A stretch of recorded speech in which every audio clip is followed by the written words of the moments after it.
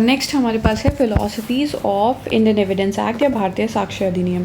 तो हमारा भारतीय साक्ष्य अधिनियम जो है वो कुछ फिलॉसफीज़ पे बना है। ये फिलॉसफीज़ हमें दी है विगमोर एंड फिप्सन ने। ठीक है, ये जूरिस्ट थे जिन्होंने इंडियन एविडेंस एक्ट की फिलॉसफीज लिखने में उस टाइम हेल्प की थी। अभी वही फिलॉसफी जो है भारतीय साक्ष्य अधिनियम पे अप्लाई कर रहे हैं। तो हमारे पास 3 कार्डिनल फिलॉसफीज़ ऑफ लॉ है that are really really important. आपको ये वाली थोड़ी सी याद करने रखने की ज़रूरत है, क्योंकि मेंस में ऐसे ऐसे क्वेश्चंस आते हैं तो आपको ये लिखना ही पड़ता है। Insistence on the best evidence rule, second है नेसेसिटी ऑफ रेलेवेंसी, थर्ड है एप्रिसिएशन ऑफ एविडेंस। सबसे पहले क्या होता है कि हम क्या इंसिस्टेंस रखेंगे कि हम बेस्ट एविडेंस रूल पे फोकस करें। सेकंड है कि वो रेलिवेंट है, नेसेसिटी ऑफ रेलिवेंसी की, उसकी नेसेसिटी है उस रेलिवेंसी की कि नहीं। अभी ये रेलिवेंसी क्या है ये अभी हम आगे जब हम बेयर एक्ट करेंगे तब कवर करेंगे। एप्रिसिएशन ऑफ एविडेंस में अभी आपको बताऊंगी कि एप्रिसिएशन होता क्या है।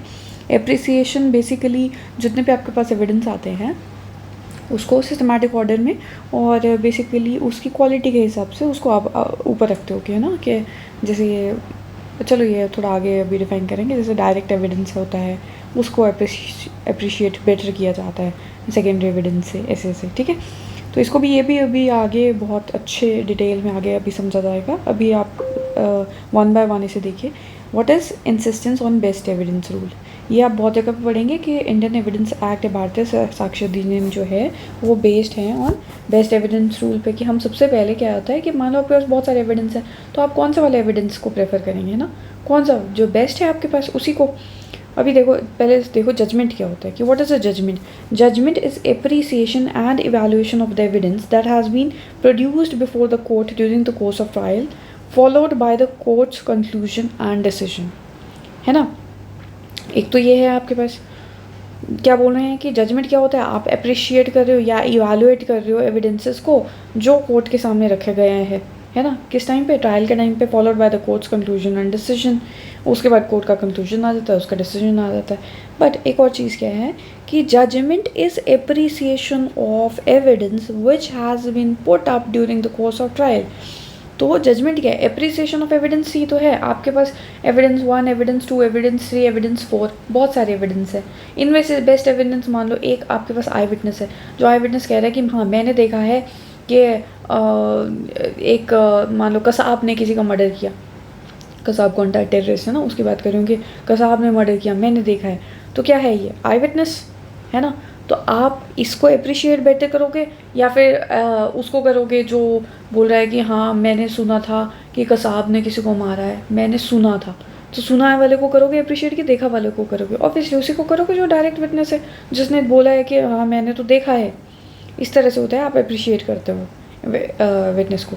जो सेकंड मैंने बात की है वो हियरसे वाली बात की है कि मैंने सुना था। अब सुना था कितना उसको अप्रिशिएट किया जाता है, कितना नहीं किया जाता, वो हम आगे पढ़ेंगे। पर अभी के लिए बेस्ट एविडेंस ये होता है कि जो आपको लगता है सबसे बेस्ट एविडेंस क्या है। अभी ये प्रूडेंस के हिसाब से नहीं होता है, ये भी एविडेंस एक्ट या फिर भारतीय साक्ष्य अधिनियम में लिखा हुआ है कि हाँ किस बेसिस पे आप बेस्ट उसको डिक्लेयर करते हो कि हाँ इसके ऊपर हम ये प्रेफर करेंगे। For example, primary evidence is better than secondary evidence, है ना। प्राइमरी एविडेंस क्या होता है, आपकी 10th क्लास की मार्कशीट है जो ओरिजिनल आई है, वो प्राइमरी एविडेंस है कि उसकी फोटोस्टैट कॉपी जो कि सेकेंडरी एविडेंस है। वो आप किसको प्रेफर करोगे, ओरिजिनल को ही करोगे ना। यही बात है यहाँ पे कि insistence on best evidence rule, आप अप्रिशिएट कौन सा करोगे, जो जिसकी वैल्यू सबसे ज़्यादा है। वो किस तरह से देखा जाता है वो अभी हम आगे रूल्स में देखेंगे। नेक्स्ट है हमारे पास जो बेस्ट एविडेंस रूल है वो 2 एस्पेक्ट्स में डिवाइडेड होता है। 2 एस्पेक्ट्स में आप उसको अंडरस्टैंड कर पाओगे। जैसे सबसे फर्स्ट वाला है आपके पास क्वालिटेटिव एस्पेक्ट। क्वालिटेटिव क्या होता है कि क्वालिटी ऑफ एविडेंस की, क्वालिटी कैसी है एविडेंस की। The emphasis is on the quality of the evidence, not the number of the witnesses. Evidence must be weighed not counted. अब ये जो चीज़ है evidence must be weighed and not counted, ये मेंस में एज इट इज़ आ जाती है। मेंस में लिखा हुआ आता है कि explain the term evidence must be weighed and not counted. तो इसमें जो मैं आपको बातें बता रही हूँ ये सारी की सारी आपको लिखनी होंगी, ठीक है। तो पहले आप समझ लो इसमें लिखना क्या होता है। Insistence on best evidence rule जो 2 पार्ट्स में डिवाइडेड होता है, जिसमें हम उसको एस्पेक्ट समझते हैं। क्वालिटेटिव एस्पेक्ट होता है जिसमें क्वालिटी ऑफ एविडेंस होता है, इसका मतलब होता है कि हम उसकी क्वालिटी पे डिपेंड करेंगे, ठीक है। हमारे उसकी क्वालिटी क्या है, क्वांटिटी पे नहीं। क्वांटिटी क्या है हमारे पास, देखो क्वांटिटी में लिखा हुआ है हमारे पास कि जैसे मान लो एक क्लासरूम है, उसमें क्लासरूम में क्या हुआ, टेररिस्ट आ गए। अब क्लासरूम में सारे बच्चे बैठे हुए थे, फर्स्ट नंबर पे, फर्स्ट सीट पे जो बच्चा बैठा हुआ था, और लास्ट वाली सीट में 500 बच्चे बैठे हुए थे, बहुत सारे बच्चे बैठे हुए, ठीक है। अब कसाब आया, कसाब ने कुछ गोलियां चलाई, मान लो उन्होंने उसके टीचर को मार दिया। अब 500 बच्चे बैठे हुए हैं, तो कोर्ट किसको पूछेगा कि किसका एविडेंस लिया जाए, कौन से विटनेस का। तो ऑब्वियसली फर्स्ट वाले का ले लो, फर्स्ट वाले ने बिल्कुल क्लोजली देखा होगा, है ना, कि जो भी सीन हुआ है फर्स्ट वाले से ले लो। अब ये थोड़ा ना ऐसे बोलेंगे कि फर्स्ट भी बता, सेकंड सीट पे जो बैठा, थर्ड भी ऐसे 500 बच्चों का एविडेंस ले लो। तो यही मतलब होता है इसका कि evidence must be weighed and not counted. ये मत देखो कि कितने सारे लोगों ने एविडेंस दिया, ये देखो कि उसका वज़न क्या था, उसकी बातों में बाहर कितना था।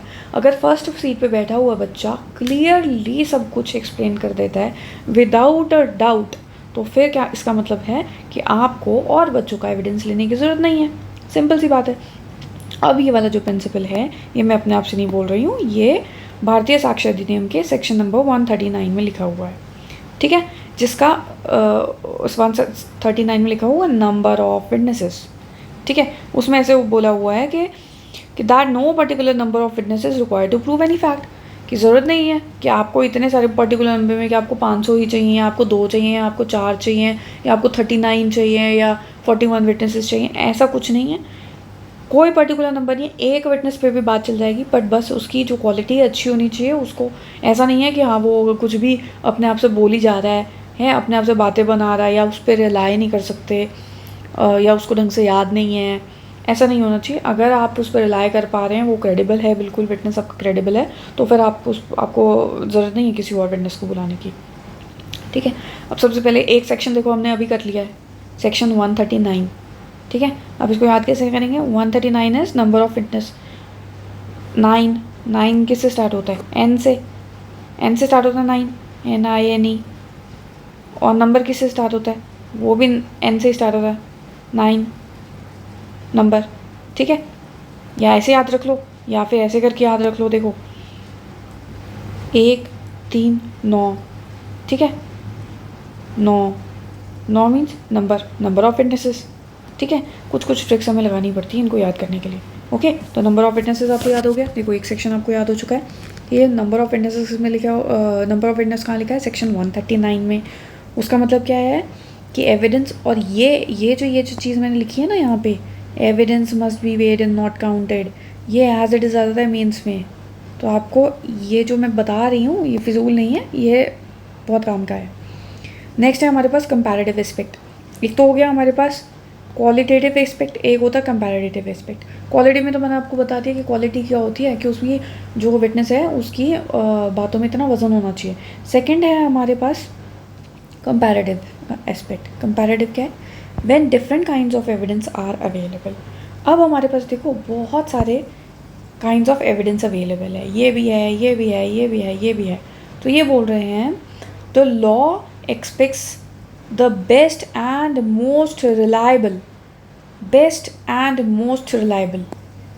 ठीक है, best and most reliable evidence to be produce. For example primary evidence is generally preferred over secondary evidence. इसी का मैंने आपको भी एग्जाम्पल दिया था कि जब आपके पास 2 एविडेंस है, 10th की डिग्री है आपके पास, 10th का मार्कशीट है आपके पास पड़ी हुई, और एक उसकी फोटोस्टैट कॉपी पड़ी है, तो ऑब्वियसली जो उसकी मार्कशीट ओरिजिनल है वो प्राइमरी एविडेंस है, उसका जो फोटो कॉपी है वो सेकेंडरी एविडेंस है।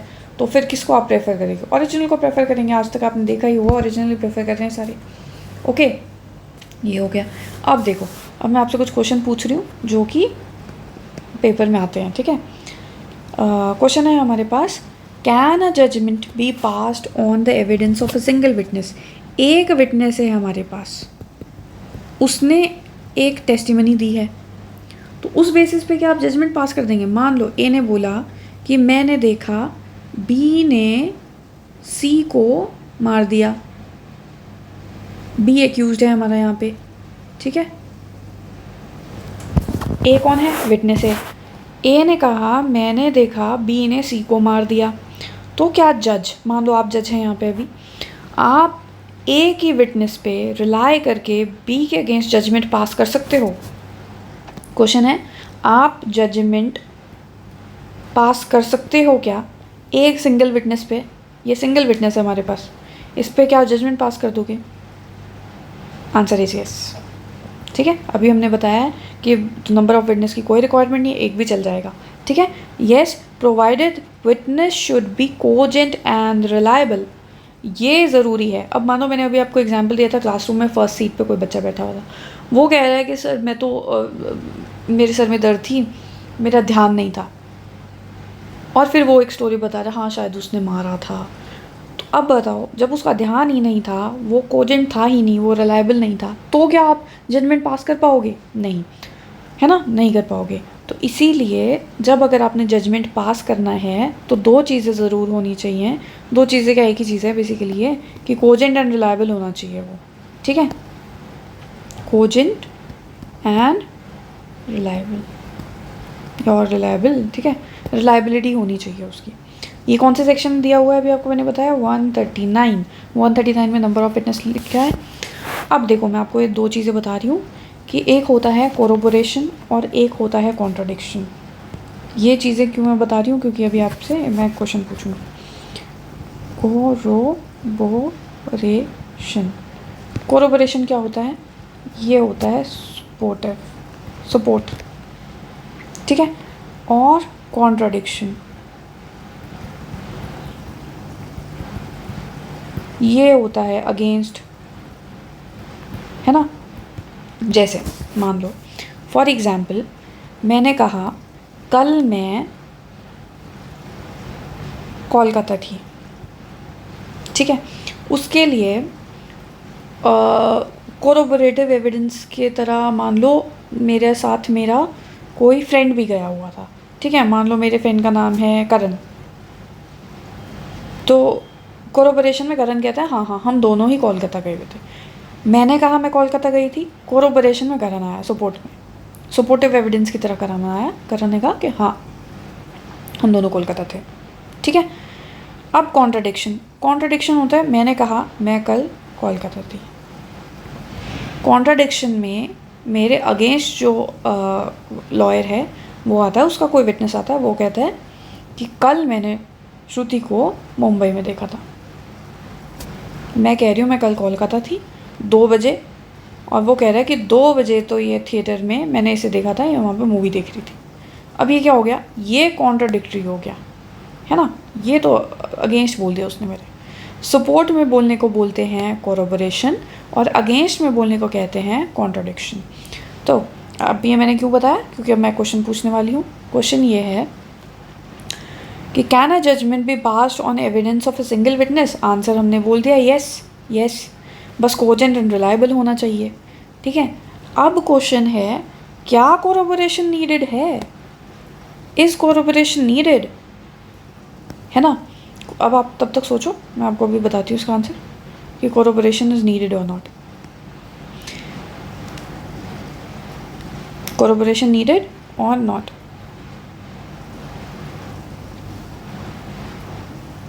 देखो, इसका आंसर ना कभी क्लियर कट येस और नो में नहीं होता है। तो हम बोलेंगे कि कोरोबोरेशन तो नीडेड व्हेन, देखो when the witness is not cogent और रिलायबल। अब आप बोल रहे हो कि देखो, एक जो बच्चा जो फर्स्ट सीट पे बैठा हुआ था, फर्स्ट सीट पे बैठे हुए बच्चे ने बोला कि हाँ मैंने देखा का साहब आया था, उसने टीचर को मारा, पर मेरे को कोई ढंग से याद नहीं है, मेरे सर में दर्द थी और मेरा मुझे दिख भी ढंग से नहीं रहा था, मेरी स्पेक्स भी घर पे रह गई थी। तो वो बोल रहा है कि हाँ ऐसा हुआ था, but I am not particularly, मतलब नॉट श्योर कम्प्लीटली। तो इसके लिए हमें कोरोबोरेशन की अब रिक्वायरमेंट पड़ेगी। ठीक है, कोरोबोरेशन की रिक्वायरमेंट पड़ेगी तो हम जो वहाँ पे और बच्चे बैठे हुए थे उनसे पूछ लेंगे। ठीक है, तो इसका मतलब है कि corroboration is only needed where the evidence is weak and not reliable, है ना। Corroboration is the rule of prudence and not of law. अब ये आपके पास एक और मैंने स्टेटमेंट दे दी, ये भी एज इट इज़ मेंस में आ जाती है, इसको आपको डिफाइन करना होता है और आंसर लिखना होता है। ठीक है, corroboration needed when evidence is weak. Okay, जब एविडेंस वीक है तो हमें कोरोबोरेशन की रिक्वायरमेंट है। आगे है कोरोबोरेशन, इस पे ना लिखा नहीं जाता है ढंग से। Corroboration is rule of prudence and not law. ये है आपके पास मेंस का क्वेश्चन, ये 10 मार्क्स में लिखना है। अब इसमें लिखना क्या है, यही सब लिखना है जो मैं आपको बता रही हूँ कि बेस्ट एविडेंस रूल लिखना है, क्वालिटी, कंपैरेटिव जो भी हमने बताया था इसके aspects of insistence on best evidence rule. Can a judgment be passed on the evidence of single witness? Yes. If the evidence is cogent and reliable, if is corroboration needed? No, it is not needed generally if the evidence is cogent or reliable, but it is needed when the corroboration is needed when evidence is weak, and corroboration is the rule of prudence, not of law. ठीक है, rule of prudence क्या होता है? Prudence होता क्या है? देखो, prudence होती है समझ। तो जब हम बोलते हैं कि एक प्रूडेंट इंसान की नज़र से सोचो, तो मतलब एक समझदार इंसान की नज़र से सोचो। ओके, 10 मार्क्स में आज आपने मेंस में ये वाला आंसर लिखना है। अगर आप साथ साथ मेंस भी प्रिपेयर करना चाहते हो तो 10 मार्क्स में जैसे ChatGPT की हेल्प लो, थोड़ा सा स्टडी करो। ChatGPT पे इतना रिलाई मत करो, इतना अच्छा मटेरियल नहीं है उस पर बाकी आप थोड़ा सा स्टडी करो या कुछ से अपनी से चीज़ें ऐड करो। बेसिकली लिखनी तो आपने इसमें कम सी चीज़ें हैं ना, थोड़ी सी फिलॉसफीज लिख लो। Insistence on best evidence rule लिखो। बेस्ट एविडेंस रूल के 2 एस्पेक्ट्स हैं, क्वालिटी और कंपैरेटिव को लेके। फिर 139 जो है, अब पहले तो 134 इंडियन एविडेंस एक्ट था, इसके बारे में थोड़ा सा एक्सप्लेन करो कि ये क्या कह रहा है। तो कोरोबोरेशन कब रिक्वायर्ड है? जबकि एविडेंस जो है हमारे पास वीक आया है। ओके, तो वही बात है कि if there are 500 witness evidences, the जज will decide whose evidence is taken into consideration. ठीक है, ये भी एक चीज़ लिखी हुई है, ये भी मैंने जो भी आपको लाइन बोली ये भी लिखी हुई है हमारे बेयर एक्ट में ही। तो हमारे बेयर एक्ट में ये लिखी हुई है, पहले का मुझे सेक्शन याद है, आपको मुझे देखना पड़ेगा। It is given in section 141, जज to decide as to admissibility of evidence. ठीक है, एक स्टेटमेंट आप ये वाली फिर से लिखिए। If there 500 witness evidences, the जज, अभी जो मैंने आपको 500 एविडेंस वाली बात बताई है ना, क्लासरूम में 500 बच्चे थे, वो वाला है। द जज विल डिसाइड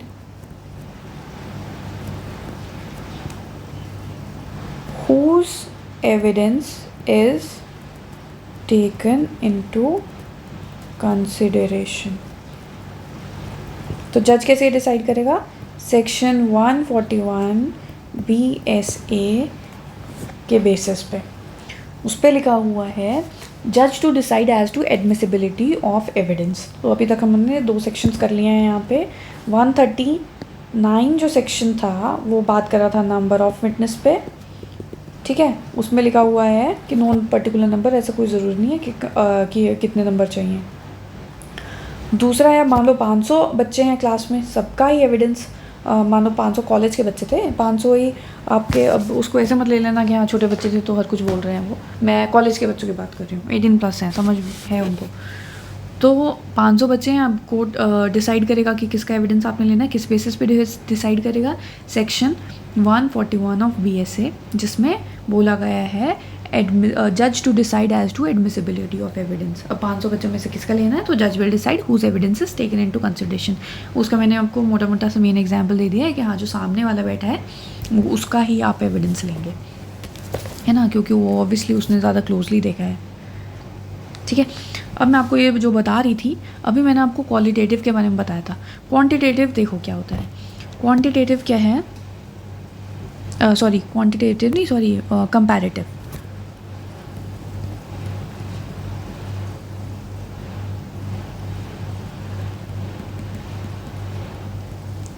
ये है हमारे पास 2 तरह का, ये है इंटर और ये है इंट्रा।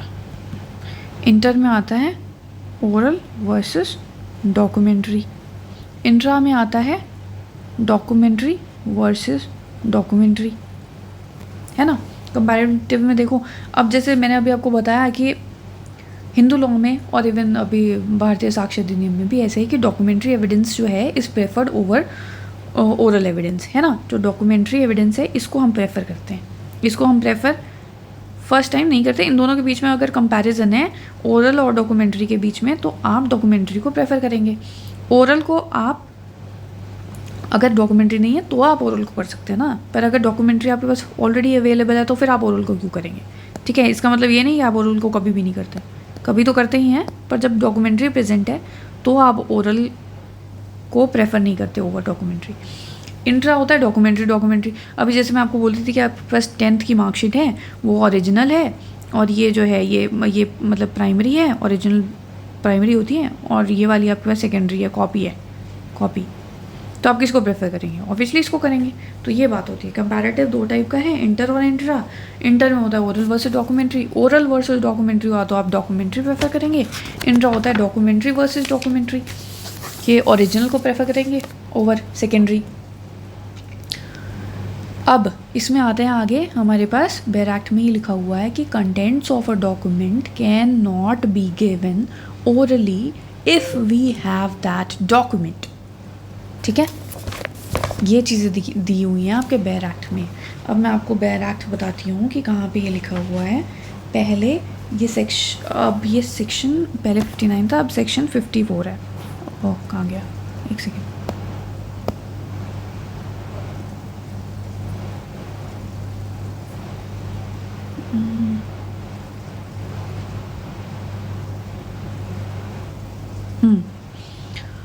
तो अब ये सेक्शन 54 में दिया हुआ है कि proof of facts of oral evidence. आप बेयर एक्ट जब हम पढ़ रहे होते हैं तो आप साथ साथ बेयर एक्ट देखिए। Proof of facts by oral evidence, proof of facts by oral evidence. इसमें देखो क्या लिखा है all facts except the contents of document, contents of document. इसके अलावा, कंटेंट्स ऑफ डॉक्यूमेंट्स के अलावा आप कोई भी जो चीज़ है वो ओरल एविडेंस से प्रूव कर सकते हैं। तो इसका मतलब क्या हुआ? इसका मतलब ये हुआ कि बाकी चीज़ें आप ओरल एविडेंस से प्रूव कर लो, बट कंटेंट्स ऑफ डॉक्यूमेंट तो डॉक्यूमेंट्री एविडेंस से ही प्रूव होगा। तो बोलने का मतलब है हमने डॉक्यूमेंट्री एविडेंस को प्रायोरिटी दी है ओवर ओरल, यही मतलब हुआ।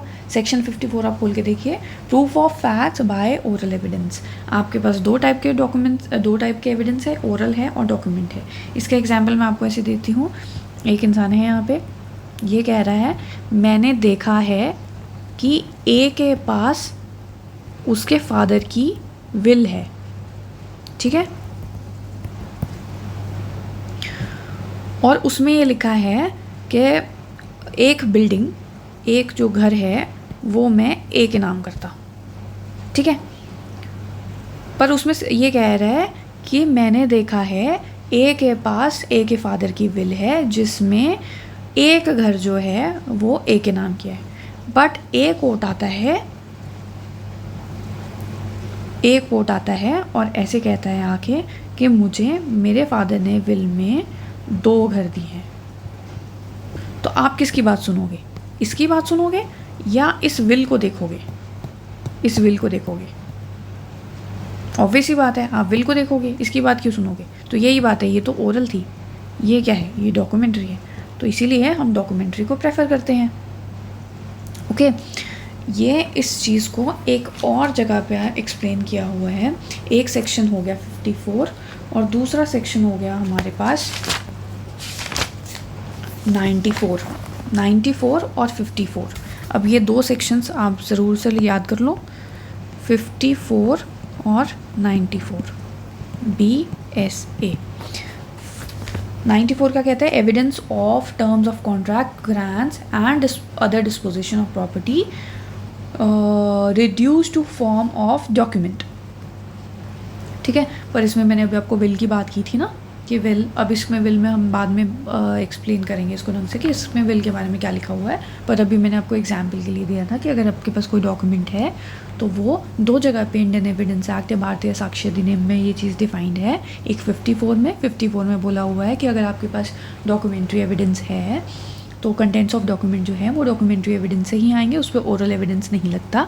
सेकेंड 94 में ये दिया हुआ है कि एविडेंस ऐसा जो टर्म्स ऑफ कॉन्ट्रैक्ट, ग्रांट या other disposition. Terms of contract क्या होता है? ए ने बी के साथ कॉन्ट्रैक्ट किया कि मुझे 200 किलो राइस भेज दो, ये कॉन्ट्रैक्ट है।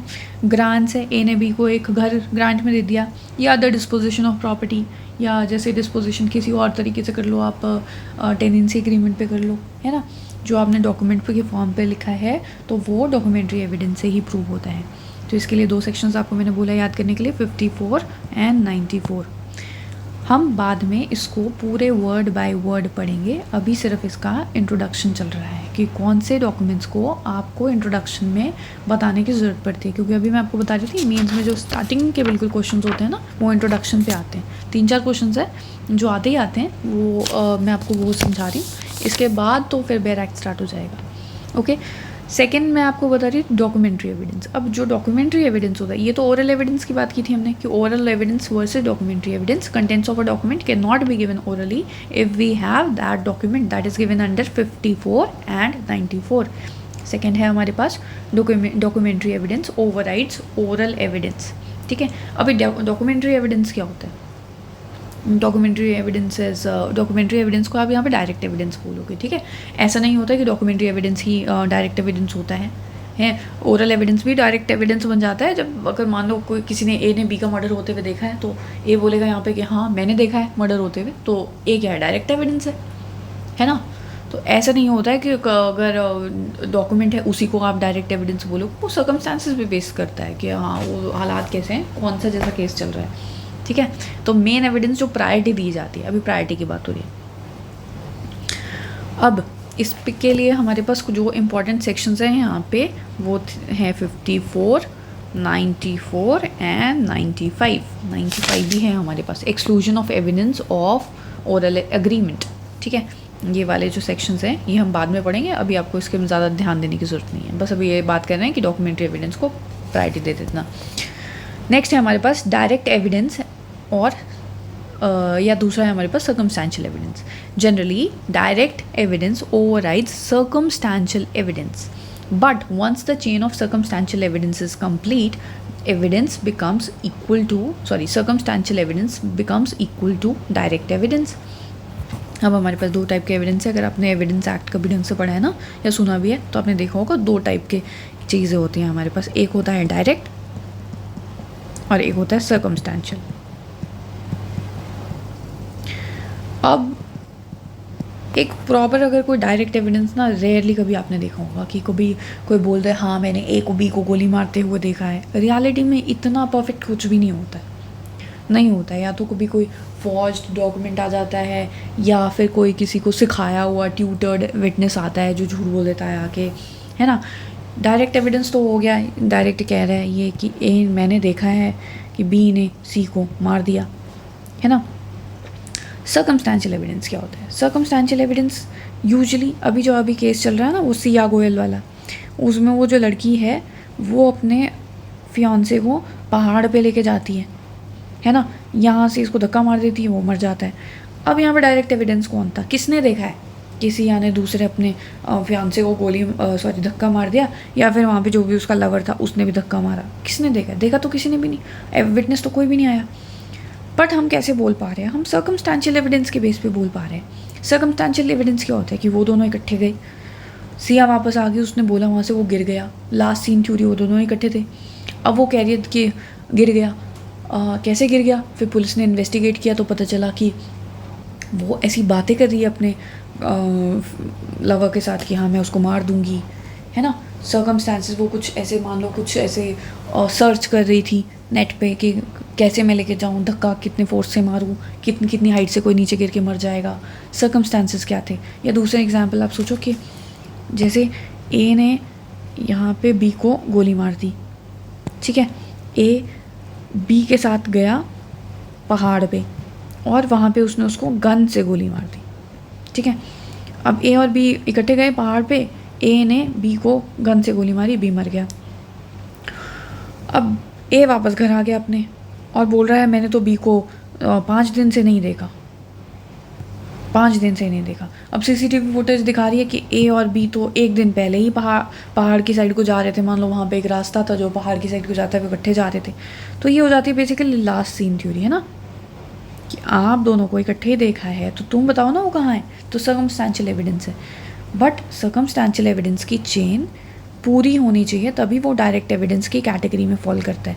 कि पहले वो लोग ए और बी पहाड़ पे गए, है ना, वो इस वाले पे लिखते हैं कि ए और बी इकट्ठे पहाड़ पे गए, फिर वहाँ से ए अकेला आया, फिर ए ने आके जितने भी अपने फ़ोन में जितनी भी चैट्स थी बी से रिलेटेड, जो भी लड़ाई से रिलेटेड होगी, वो डिलीट कर दी। फिर ए जो है वो अपना पासपोर्ट बनवा रहा है ताकि वो फ़ौरन भाग जाए। फिर ऐसे करके ए ने अपना बी के जो भी स्टेन से भरे हुए जो, अच्छा हाँ, फिर पता चलता है कि ए के पास एक गन भी मिली है जिसमें वही बुलेट है जो ए को लगी थी। तो ऐसे ऐसे करके सर्कमस्टेंशियल एविडेंस पूरी चेन कंप्लीट होनी चाहिए कि ए ने ही बी को गोली मारी थी। ठीक है, जब ये चेन पूरी कंप्लीट हो जाती है तो ये डायरेक्ट एविडेंस की कैटेगरी में फॉल कर जाता है।